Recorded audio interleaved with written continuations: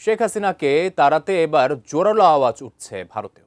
তাকে বাংলাদেশে পাঠাতে ভারতের প্রধানমন্ত্রী নরেন্দ্র মোদীকে কড়া হুঁশিয়ারি দিয়েছেন অল ইন্ডিয়া মজলিসে ইত্তেহাদুল মুসলিমিনের প্রধান আসাদুদ্দিন ওয়াইসি।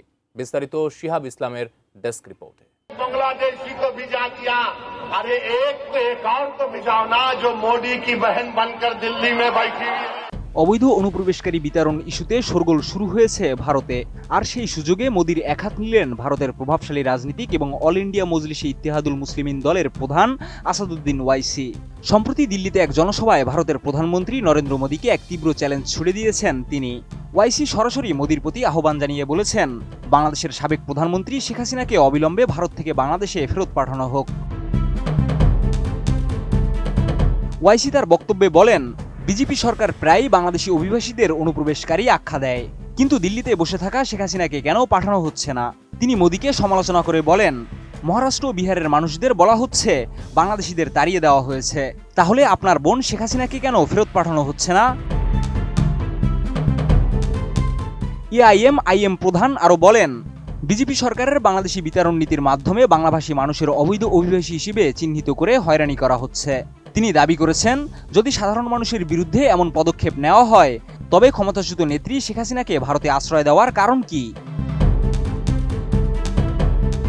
কোয়ালিটি সম্পন্ন আন্তর্জাতিক মানের steel bar CSRM committed for better steel. ওয়াইসি আরও দাবি করেন, মহারাষ্ট্রে বলা হচ্ছে বাংলাদেশিদের তাড়ানো হয়েছে, কিন্তু দিল্লিতে কেন তার বোন বসে আছেন, কেন ফেরত পাঠানো হচ্ছে না। ওয়াইসি তার বক্তৃতায় উপস্থিত জনতার উদ্দেশ্যে নারায়ে তাকবীর স্লোগান তোলেন এবং এতে পুরো জনতা একত্রে আল্লাহু আকবার ধ্বনি দেয়, যাতে উত্তেজনা আরও তীব্র হয়ে ওঠে। গত বছরের 5 আগস্ট শেখ হাসিনা গণঅভ্যুত্থানের মুখে বাংলাদেশ থেকে পালিয়ে ভারতে আশ্রয় নেন। এরপর থেকেই তিনি দিল্লির একটি নিরাপদ স্থানে অবস্থান করছেন। ওয়াইসি এর আগেও একাধিকবার প্রশ্ন তুলেছিলেন, যদি সাধারণ জনগণকে অনুপ্রবেশকারী বলা হয় তবে একজন ক্ষমতাচ্যুত নেত্রী কেন ভারতে আশ্রয় পেলেন, যা এখন ভারতের রাজনৈতিক আঙিনায় নতুন আলোচনার জন্ম দিয়েছে এবং শেখ হাসিনার আশ্রয় নিয়ে বিতর্ক আরও তীব্র হয়ে উঠেছে। মোদীর সরকারের বাংলাদেশ বিতরণ নীতি এবং শেখ হাসিনার উপস্থিতি নিয়ে বিভিন্ন রাজনৈতিক নেতারাও তাদের মতামত জানিয়ে আসছেন।